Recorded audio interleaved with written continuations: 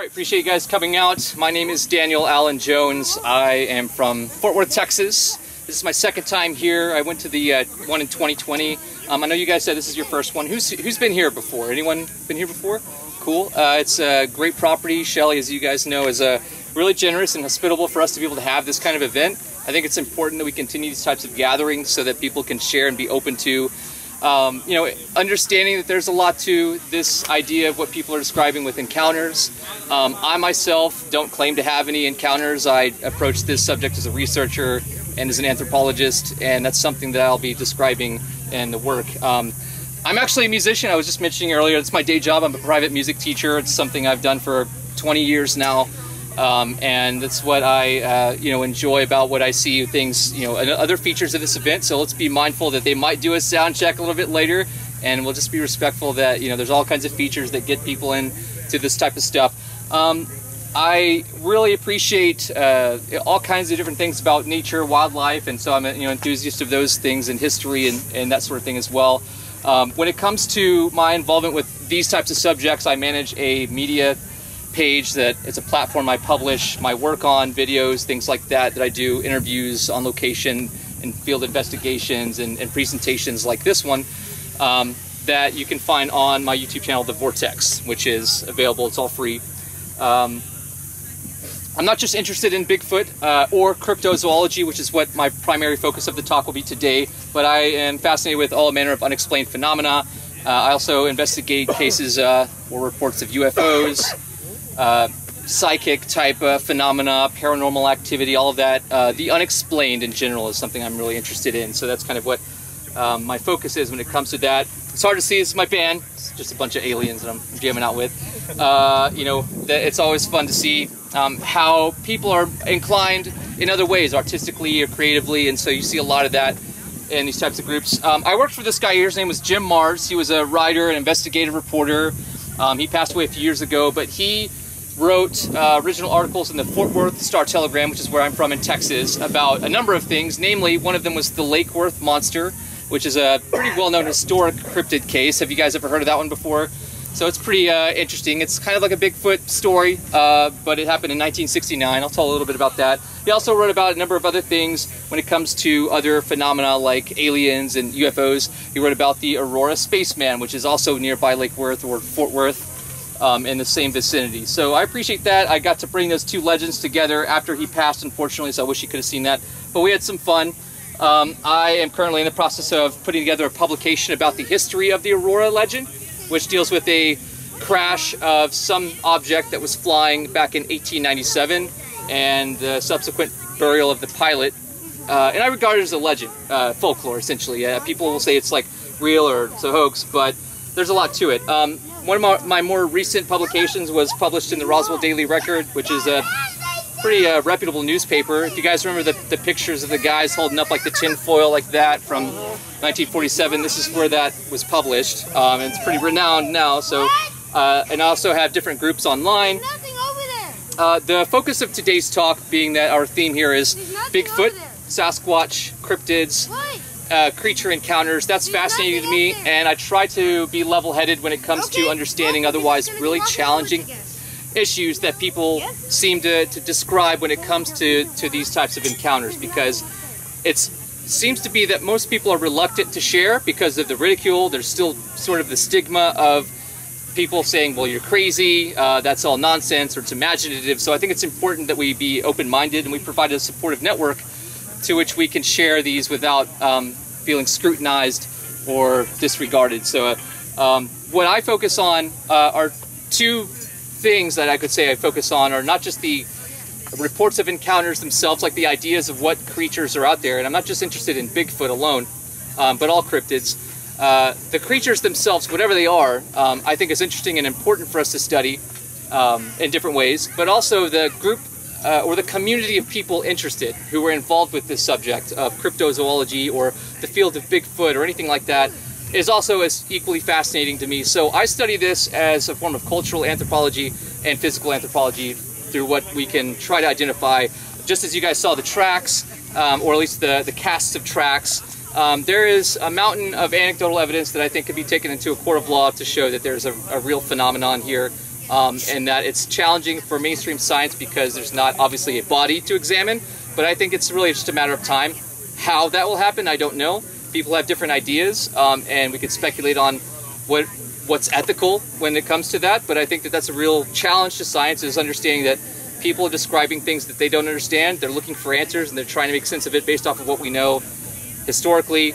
It goes back, as you probably all know, I mean, even here in Arkansas, there's accounts that go back hundreds of years. So I think it's really important to see that this isn't a recent phenomenon, but with the advent of the internet, it gets pretty wild. There's too much noise to discern. At this point, it's hard for people just now getting involved with the subject to kind of find a foothold in understanding. So I'm looking at an ethnography. Basically, that's going into a cultural study of a certain group and trying to understand the ways in which they operate, their practices, their beliefs, their outlooks, opinions, the ways in which they conduct field research.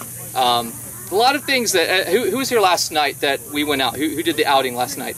So we were talking about earlier, doing calls.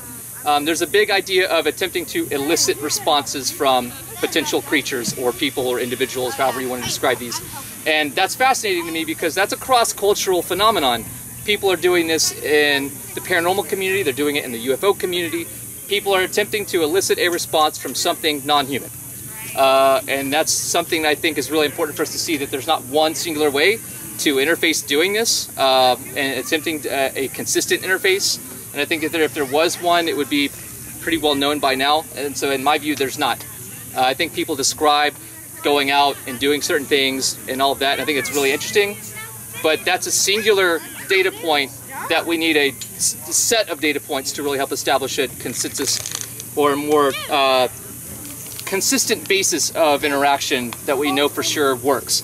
Hitting sticks on trees, you know, the idea of wood knocks, you know, is it a viable way for us to try to elicit a response and interaction? Maybe some people think that that's like a really easy way to hear something back, but we're hearing sounds. Most people aren't getting visuals. Most people will hear audibles that they interpret, and I think that's where we're challenged, is trying to interpret data that people are gathering as groups, as individuals. There's no, I mean, you have things like the BFRO, which is an organization that tries to collect reports, but there's no overall, that I know of, unified or uniform reporting classification system or agency that's helping to try to give people resources in a way that can catalog their reports or their encounters.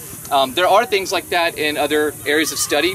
Like if I said, you know, close encounters of the first, second, or third kind, most people might have heard of that before, but it's usually in the context of UFOs. I think the same could be applied with potential Bigfoot or other cryptid sightings. If someone has an observation of a subject, a figure, an individual, whatever they interpret it as, that could be like a close encounter of the first kind. You see it. Close encounter of the second kind would be like an area is physically affected or an individual is physically affected. If you came upon something and you saw stick or tree structures, but you had no surrounding context of an individual making those, you just infer or interpret that it was made, there's a lot of ambiguity there. So we sometimes fill in the blanks of what's going on if we don't have a direct association. Like if you saw a figure making a tree structure, then it would be a more definitive close encounter of the second kind, using that kind of terminology. So there's a lot of ways that we could, I think, classify to assimilate data and bring it together to try to help make sense of a lot of these things. Cryptozoology in general is essentially the study and community of those involved in trying to better our understanding of unknown creature encounters and potential animals and other life forms that exist here in our world and maybe in some other way beyond it. And I think that that's really fascinating because we discover new species every day. They might not be as exotic as what we think Bigfoot is, but it's a very regular process that zoologists do, wildlife biologists do. You know, we've got the you know, Fish and Game out here. They catalog all of the species. They got a book over there about fish in Arkansas. So these are like really important, I think, fundamental aspects of understanding what we're doing and dealing with here at, you know, the more you know, extreme level of something that could potentially be a pretty like groundbreaking scientific discovery, which we haven't had yet, which is really, I think, something that we're all anticipating in some way. However that happens, I don't know. But what I'm going to run through is some of the things I think are important to note to provide resources for. So if you guys have any questions, I don't mind. We can make this sort of a dialogue too, you know, of interaction. So there are a lot of people who have studied cryptozoology for a long time. One of them is Lauren Coleman, who has a museum, and he's been writing about this subject for years. And so there are other people. I mentioned the Lake Worth monster over in Fort Worth, the Fort Worth Nature Center. There's a plaque that talks about mythological wildlife. They also call this the Goat Man.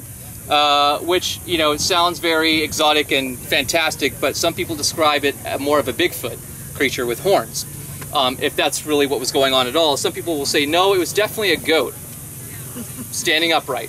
You know, there's no reason that we should have an anthropomorphic goat humanoid, or same for a canine, like Dogman or werewolf, but people are describing these things. And it's really strange, so it makes us wonder what's really going on. Is this a case of misidentification? Are people seeing Bigfoot that they misinterpret as some of these things? Are people totally just delusional? Are they just level-headed and actually seeing what they're describing? There's any number of explanations that are proposed about what people are dealing with. And I think it's important, again, that we don't be dismissive. So I consider myself a skeptic, not in the disregarding sense, but because I'm curious. Because I want to be able to know more by talking to individuals who are describing these things and not, you know, being ridiculing of them in a way that maybe most of society would. So there's a lot of really cool stuff going on. We've held some meetups. So when it comes to Bigfoot, a lot of other cultural names around the world. Again, it's not an isolated phenomenon. It's the biggest, I think, here in the U.S. simply because of media, pop culture, and sort of the baggage that facilitates into different groups of people that otherwise don't know anything about the actual communities, like people that are coming together to learn about this stuff here. So you've got, you know, the other names, Sasquatch, things like the Yeti, Yeren, Yowie, the Almas. You have all these different cultural places around the world that describe something very similar. In my opinion, I don't think that they're all the same thing. I think that we're dealing with a number of discrepancies, and I think that there's some probably really strange stuff, and there's some probably very mundane stuff, aside from the ones that are hoaxes, misidentifications. I think that we are dealing with some potential relict hominids, and, you know, people talk about Bigfoot being near human, or being paranormal, or being more than just, you know, a monkey out in the woods making sounds and stuff. I think it's probably all of those things, and not a singular thing, because that would be kind of odd. But I guess the whole thing's kind of strange. So I think, in my view, that in some places we could be dealing with certain species of primates that aren't in any way really Bigfoot, but could be lending more credence to like primatology and understanding that there could be connections between various human groups, like Homo, and Homo sapien means human. So all the different human groups that have been around forever have been assimilated genetically with us. That's why we have Neanderthal DNA and some people. And you look at all the different groups of like Homo habilis, Homo erectus, Denisovans. All these different groups of humans or near humans are genetically similar enough that they can you know, procreate and produce some offspring, which is what we've become after years and years. If you subscribe to that or not, you know, there's different outlooks, just like within the Bigfoot community. Everyone's got a different view or opinion or belief, and that's what I focus on when it comes to the community of people, is how we interpret the data that's presented or experiences that people have. So the term Bigfoot, who knows where that term came from? Somebody wrote an article up there from California. Yeah, in Humboldt County in 1953, 58 actually. So it was a name conjured up by the media. It wasn't like someone said, I found Bigfoot. They were talking about a Bigfoot track, and it became a hit. And now we use this term like all over the world, and everyone knows exactly what you're talking about, which is fascinating to think of how that's affecting our understanding. Yeah, go for it. So yeah, Humboldt County came out with a newspaper article, and that's in California, 1958. So now it's a worldwide and very interesting, mysterious phenomenon. We have tracks that people describe taking casts of, as you saw here. Pretty interesting stuff. Shelley's described activity on the property, and I think in other areas here in this state, you have pretty well-known cases of interactions, and not just, you know, individual interaction, but possibly families or groups or social structures of these things. That's what I'm interested in as well, is how these things work, these groups, these people perhaps, what their social structures consist of, and what ways that they might be able to use to communicate that are not maybe the same as we would think. So we have to kind of be open to the possibility. Some have described of gestures. Communication through sounds might be, you know, a pretty maybe more obvious sign of interaction, but others might be hand gestures. People talk about stick structures, glyphs, things like that. It's all very interpretive, so it's something that we have to try to use and find the context of. So plenty of casts that have been made around the world. I've met and interviewed Bob Gimlin a number of times. He's one of the two people who helped to basically provide the Patterson-Gimlin film. You know, the subject Patty that's walking, and you have that frame. Frame 352 of that film basically is plastered all over everything. We've got it on shirts. You see it like on stickers and everything here. People make all kinds of stuff. So he attests to that having been a real creature, despite people coming forward and saying it was just someone in a suit. Bob Hieronymus and all these people say it was me, and you know that we just recreated it. It's 1967, so it's over half a century ago, and it still stands probably the test of being the most realistic footage of something, aside from all the other material out there on the internet. It's just interesting how this has kind of outlasted so much. So whether it really happened or whether it's a person in a suit or not, there's been more analysis on this film than probably almost any other film, next to the Zapruder film with JFK and all that stuff. So it's pretty interesting how that works. I've been to the site. I've been out there to Bluff Creek. I walked the area that Patty supposedly went on thanks to the Bluff Creek Project, which has been mathematically mapping the exact area of the film site since 2012. They've been doing a great job, so I got to go out there a few years back. And of course, there are a lot of other cultural ideas. You know, Sasquatches in the Pacific Northwest, and down here we have the southern Sasquatches. People talk about how they're a little bit different, maybe more, you know, thin or lanky. The hair's a little bit more auburn or red. They're different in their, you know, physique, and maybe their behavior and their attitude. Maybe sometimes people say they're a bit more aggressive, or perhaps they interact differently. Of course, how many of you guys have been to Fouke, Arkansas? Down south from here.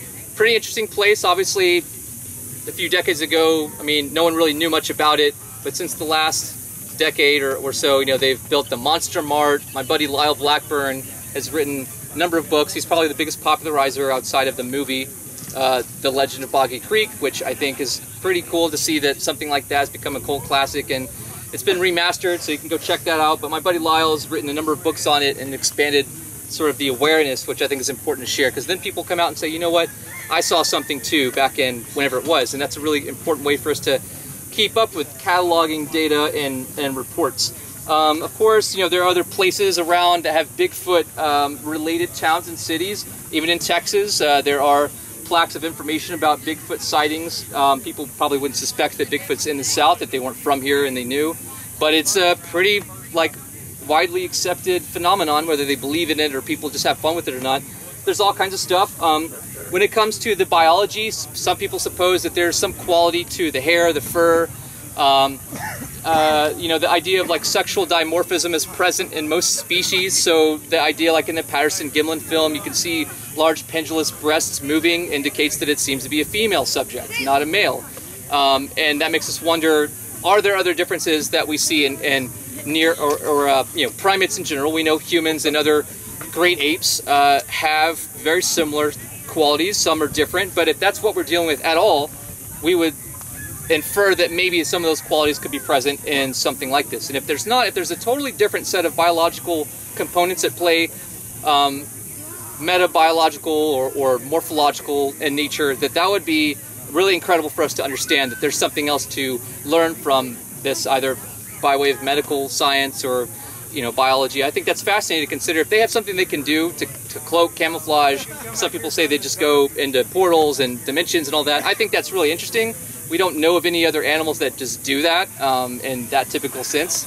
So if there's something out there that's running around in the woods for whatever reason, but also has the ability to do things like what some describe as like mind speak and telepathy and going through portals and dimensions, it seems almost like a dichotomy that they're also seen displaying very animalistic and archaic interactions as well. So it's very strange to wonder why, you know, you have a wide array of interactions or people's observations, but then on the other end you have people saying they're extremely intelligent, they're you know, able to perform things that humans can't do, But at the same time, you're saying they're breaking sticks and leaving scat and foraging for food and things. So all of that seems like a very biological thing, but all those other things sound beyond our biological understanding. So that's why I use the term metabiology, and I think that's something that we might learn from if we ever, in the event, could study one in an ethical way, hopefully alive, hopefully a group of them. And I think that would lend credence to them being more widely accepted, enabling conservation, conservancy, and preservation acts. It would change a lot. Some people say that it would destroy the foresting Department of Forestry and forest industry, that it would change everything. Undoubtedly, it would cause a lot of laws to go into effect and things that would help to, promote awareness of potentially endangered species. So there's a lot to that. Language, we talked about. I've met and interviewed with Ron Moorhead, who's the recorder of the Sierra Sounds back in the 70s up in Washington. And it makes us wonder, not only are those real sounds, because I think it's important to question if anyone's providing evidence of anything, you're susceptible to scrutiny by anyone. If you're putting it out there, I think it's important that not only is it publicly available, but if it's up to scrutiny, I mean, scientists are going to look at it and wonder how they can determine if it's legitimate or not, and everyone's going to have a different outlook. But when it comes to the idea that these creatures have a consistent language, that tells me that there's a form of enculturation, which is the imparting of knowledge down from generation to generation. And if that really is the case, that's amazing to think that if there's a consistent form of verbal communication that has any similarity to ours, that cryptolinguists can decipher. If there are written forms, maybe not written necessarily as we would write like on paper, but something that can show a physical language. People describe the glyphs, breaking sticks, A shapes, tree structures, stacks of stones, and other things that would imply a form of communication. And I think that's really interesting to wonder, because people describe very clearly that they heard English words in their head of something that was being communicated to them. So either there's a way for them, some of them perhaps, if this is happening at all, for them to convey a mind, thought, form, whatever, to an individual, like a person, that we somehow break down and unpack in English. There's a lot to that, and I think it's fascinating to wonder how that's taking place at all, because no other animals are doing this. People might. I think that that's something, parapsychology has invested a lot of tried to understand over the years. But if other creatures are doing this, it's really important that we understand there's a lot to nonverbal communication that we're not looking at. I mean, animals are brilliant, and they can communicate in all different ways without using physical speech, and that could be something we're needing to be more considerate of. There's a ton of literature on the subject. Unfortunately, my buddy Steven Strufert's bookstore, Bigfoot Books, just burned down. But thanks to people like Dan over here, Dan Adrello, he has a whole site dedicated to literature on the topic. There are hundreds, if not thousands at this point, books dedicated specifically to the topic or that include the subject in some way. So it's important to see that there's a lot of resources out there and available. And now with the advent of the internet, podcasts, shows, all of it, it's everywhere. In media, people like Wes Germer, they have the Sasquatch Chronicles, and then you have Tony Merkel, the Confessionals. A lot of these people have been at it for a long time, interviewing guests, interviewing witnesses that describe some interactions. And I think that's important for us to document and to see what we can learn and cultivate those. Of course, Expedition Bigfoot's on right now. It's something that a lot of people are watching and wondering about. I would absolutely say that many shows are scripted for the purposes of what I would call infotainment. Combinations of information. It's helpful to know how to be able to get out there, what equipment to use, to do field research. But they're in the business of show business. They're making dramatic, entertaining shows, and that's what these shows do. It's like Finding Bigfoot as well. I've interviewed Bobo and interviewed Cliff Barrickman. And they are very much of the impression, the reason that they kept doing the show up until they stopped is because if they found Bigfoot after their first season or whatever, they're not going to keep the show going in the same way. It's one of those things where you have to look at what their side of trying to do all this is about. Not Cliff, but the producers, right? The networks, they're in for the numbers, the business, the money, all of that. It's an industry. And we have to realize that is one of the spokes and the big working cogwheel of this whole field. So it's really important to see how this does a better job, maybe not better, it does a more quantitative job of reaching people like millions of people, then conferences, books, TV shows actually help to bridge the gap, I think, between people who are otherwise indifferent or don't know anything about this stuff, and they find it on TV and they say, wow, you know, my dad, my grandpa told me about something weird that happened and I never thought about it, or I repressed it because it didn't seem like it made sense or that it really mattered. But it helps actually with outreach more than a lot of other things do. And what about science? You know, there's a lot of really interesting science that's apparently being done and has been done over the years by many different people. Dr. Jeff Meldrum, who's a professor of anatomy and anthropology at Idaho State University, has come up with the relict hominid or hominoid inquiry, and he's trying to do this from a scientific standpoint. His specialty is foot morphology and locomotion, and trying to understand what we're seeing with casts, footprints, things like that. So I commend his efforts. A lot of people look at this in one extreme or the other and think that this shouldn't have any, like science, not just Jeff, but like that science shouldn't have anything to do with this. It's not about that. And some people say we need more science. So there's a lot of outlook when it comes to this stuff. In Texas, my buddy Craig Woolheater throws together the Texas Bigfoot Conference every year. It is a pretty long-running event. Hundreds of people come out. The mayor of Jefferson, Texas, established Bigfoot as the Bigfoot capital of Texas, actually, and he just recently went to the county there, Marion County, which in Jefferson is in, and basically they declared that Jefferson and moreover Marion County is a safe haven for Bigfoot. And maybe that's just a fun idea that they're doing to promote tourism, and it is for sure, but it's also a very realistic thing that we wonder about if in the event that we get to the point of saying, hey, we for sure know, not just a few of us here, but like a large-scale awareness, collective awareness of this issue would totally enact groups to, you know, hopefully enable some conservancy and preservation legal issues so that these creatures aren't just going to be mowed down by people wanting to go bag one and make a taxidermy or just trophy hunters, because that absolutely will happen. Unfortunately, there are people out there who would just, that's all they care about.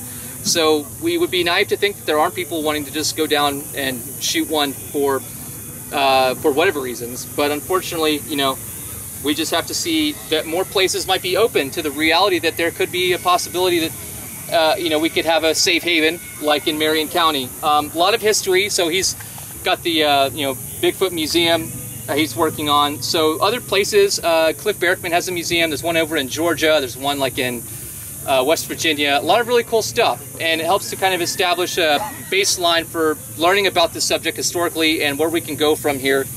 But the idea is really interesting to consider what Bigfoot really is.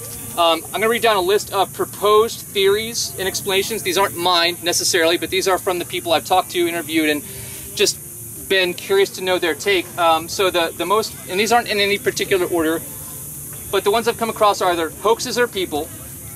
Realistically, there are hoaxes, and there are people who are just misidentified as something. Aside from all of that, you have misidentified bear, primates. It's an undiscovered primate species. Some people call it a human-ape hybrid.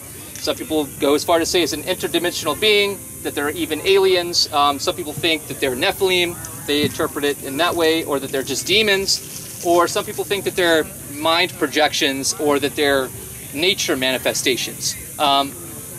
There's no one answer until we have more to work with, and I think that all of these are valid interpretations because no one's in my view, there's no expert on Bigfoot. We're all experts in some way, or can be, at researching information, historical information. We can be experts and seasoned veterans in the field of nature and the outdoors, but we can interpret all day long about Bigfoot, and I think that an individual might be a specialist if they have direct interaction over a consistent period of time to understand what we're dealing with. But other than that, we have a lot of claims with very little substance to show for it. That's the challenge scientifically that I think we all need to be aware of.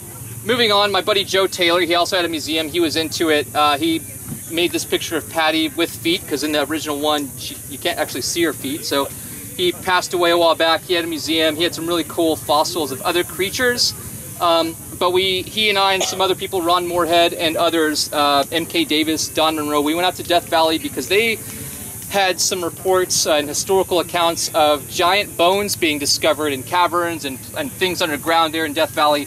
And I didn't know. I was curious, and that was a cool opportunity to be able to go out there. Of course, needless to say, we didn't find anything, but it was a good exercise in field research and collection of data, because nothing is still an important part about getting data. And I think that's really a great way to get outdoors and explore and just appreciate nature. I mean, it's a beautiful location we're at now.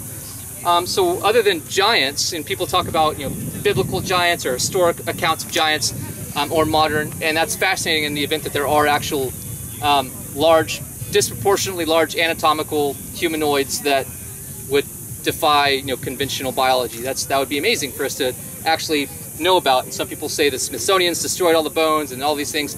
I don't know about that, but I do think that, you know, there's a great deal of compartmentalization that goes into effect when it comes to government and materials. What about small humanoids? You know, they have the things like the Atacama skeleton, which was shown by Gary Nolan to be not alien in any way and not Bigfoot at all, but some people would say otherwise. They say it's too weird, it has to be. So this thing's very small. What I'm holding is a replica. I would never hold the real specimen like that, but it just shows scale. This thing was, you know, this big, right? So it's not a huge creature, but they had wondered because of its structure, its composition, what it really was. And I think that's a good step to take, because it does lend credence to medical science and anatomical sciences, morphology. That's all really important, as it would be in Bigfoot research or any other cryptid research. And also the elongated skulls, interesting, mysterious, but also sometimes not as exotic as we like to think they are.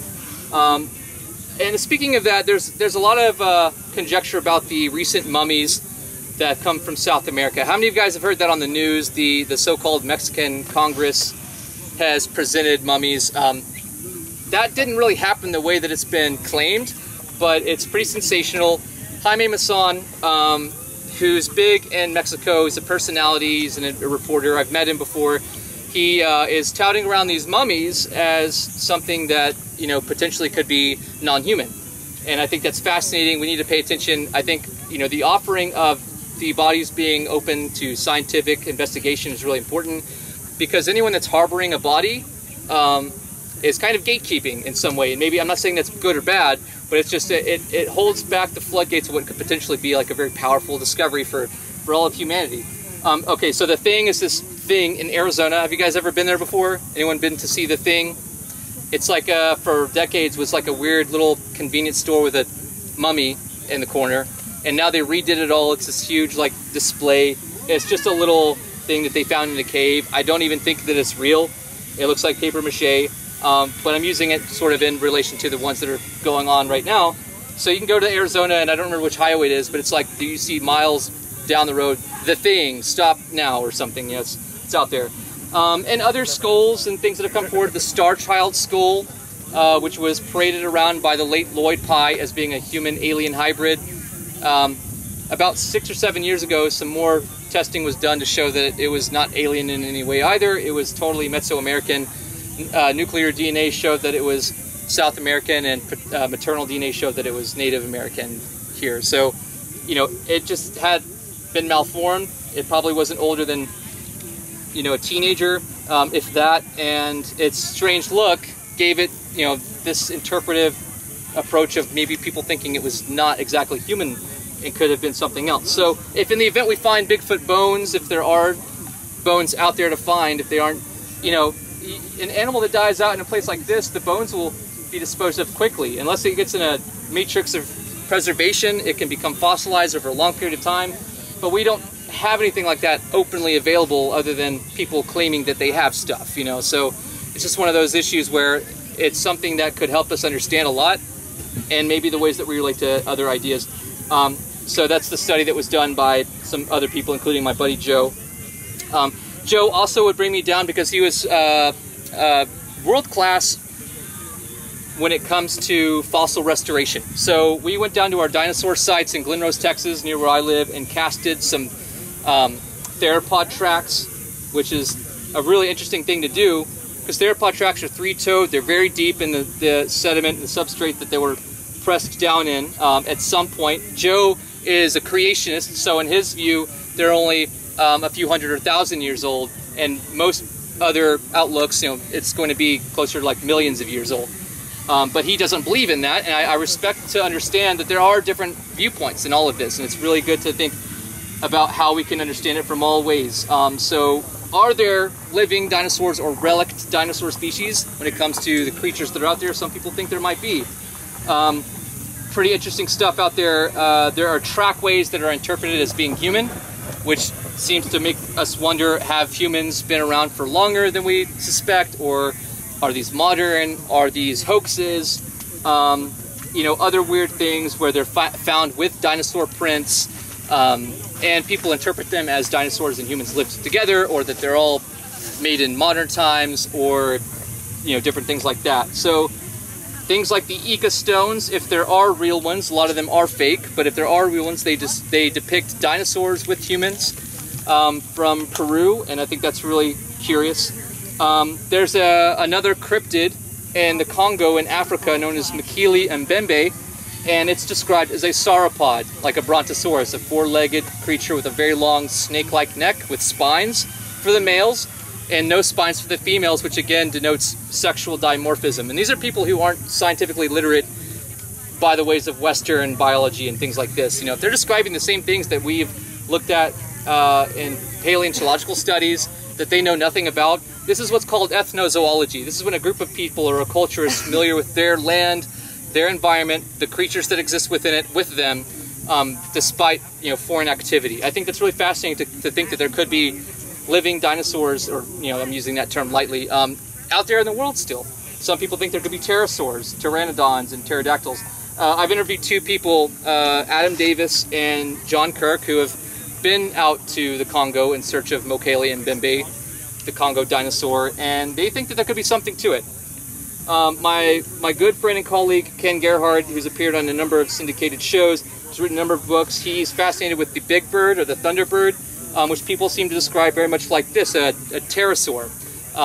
And you have people all over describing these things. And sure, some of them are being misidentified for heron and stork and things like that, but probably not all of them. And I think that's really important to consider, that if there are species out there like this, it changes our understanding of what's going on, and how these things migrate, or where they can exist in remote pockets without somehow being genetically, you know, being to the point to where if they have to procreate within their own group, it'll break down their own genetics, just like with any other species, unless something else is going on to allow for that.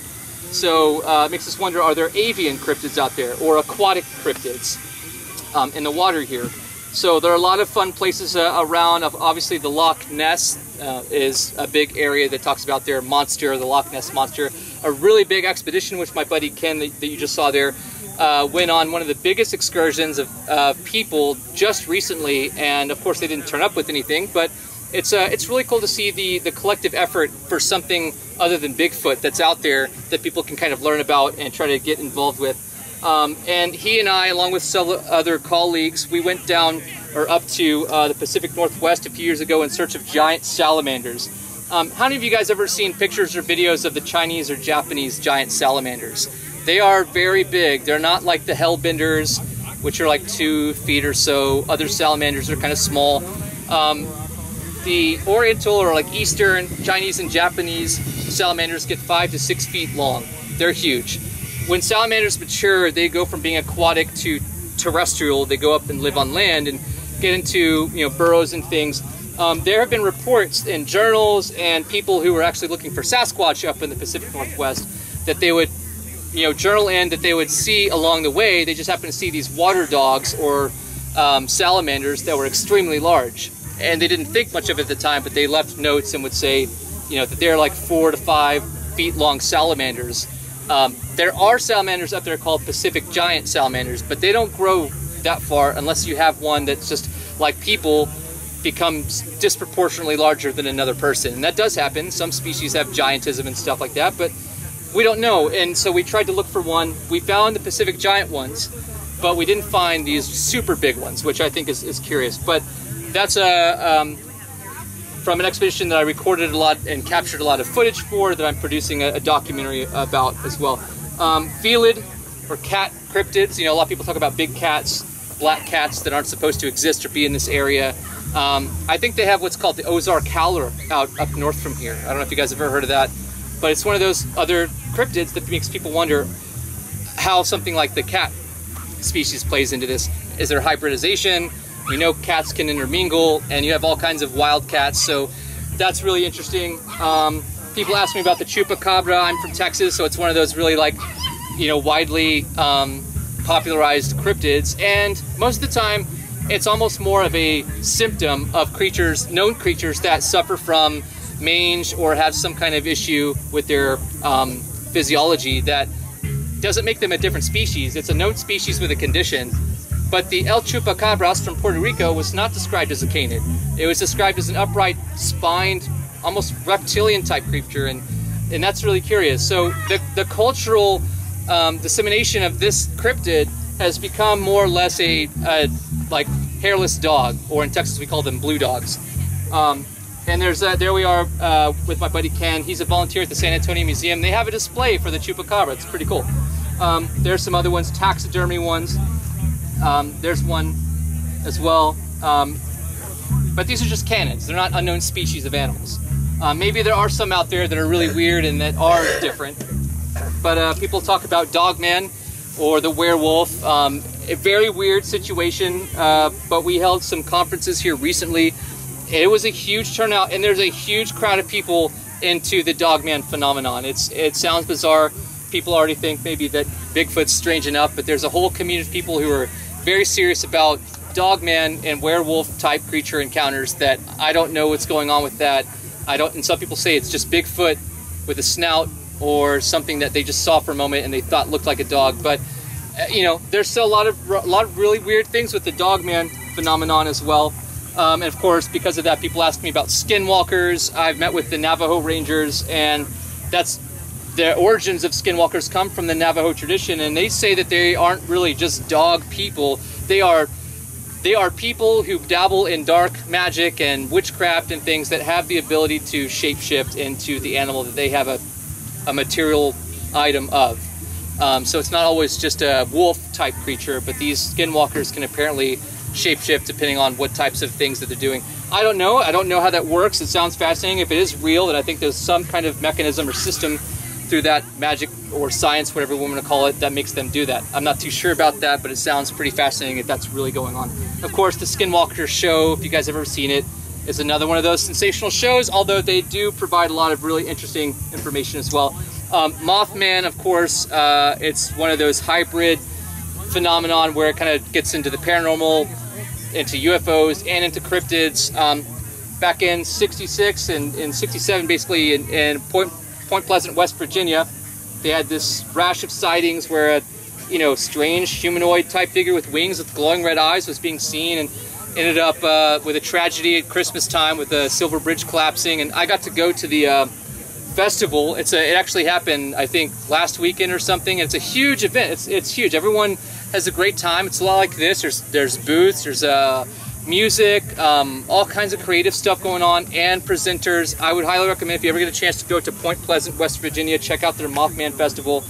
They have a plaque of information, and it's a really cool statue. And that isn't what it was described as, but they dramatize it a little bit, and it becomes fun. I threw this up here because I would say that it could be that some number of cryptid reports are actually forms of regular animals that have unfortunate mutations or malformations. Not all of them. I don't chalk it up to all of that, but I do think that that does definitely account for some instances where people see, like, who's ever seen a bear with no hair?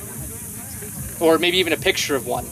Search on your computer or phone, hairless bear. Because I bet that if you didn't really keep up with wildlife or animal science or anything, and someone was out and they saw a bear without hair, it would probably freak them out a little bit, much less a regular bear.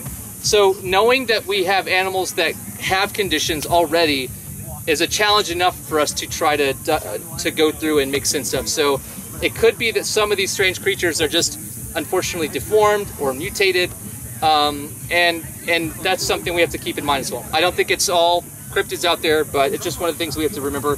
So when it comes to cryptozoology, again, there are proposed theories of hoaxes, misidentifications, of known species, but it could be that we're dealing with undiscovered species, which we know, again, very conventional known species have subspecies that we find all the time. Fish, insects, birds, That's a very regular wildlife biological pursuit. I think that's fascinating. Some people think they could be living dinosaurs, or on the weirder side, we're dealing with interdimensional entities, all that fun stuff. And other things that I mentioned before about Bigfoot. So just for fun, you know, there's some other cool resources out there. Basically, all kinds of events like this, festivals, conferences, symposiums. I'm interested in finding out more. If you guys know of any, I'd be glad to hear. We have the Texas Bigfoot Conference, which is a long-running annual event I mentioned earlier, hosted by my buddy Craig Woolheater. I've got this year's flyer, if anyone wants to see and take a picture of who the speakers are. There's also film festivals. There's going to be a film here, The Bogman. I think this is the premiere of that film, which is pretty cool, so let's check that out later. We have the Bigfoot Roadshow, the Bigfoot, Southeast Texas Bigfoot over in Texas. A lot of cool stuff. I know there's more in Arkansas. There's stuff in Oklahoma, down in Louisiana, here in the Texarkana area, I think we call it, or something like that. So, and obviously upstate California, you know, Washington, Ohio, all these other states have stuff that are events and like this as well. I'd highly recommend checking out to just stay in touch. I do manage a page called the Texas Cryptozoology Network, which you can go on, learn about animal science, learn about sightings, reports, share your own experience. I know we're in Arkansas here, but we like to connect with neighboring states and anyone really. So keep that in mind. And I'd be glad to show anyone up closer if anyone wants to see. But again, I basically publish all my material on The Vortex, which is my media platform. I approach this subject as an anthropologist the best I can to contribute what minimal thing I can to all of this and to better understanding. I think it's fascinating to connect with all of you. I really am honored to be a presenter here. Last time I was here, I just came to enjoy camping out and be with everyone. But again, my name's Daniel Allen Jones. I appreciate everyone's time, so I'll conclude with that. So thank you.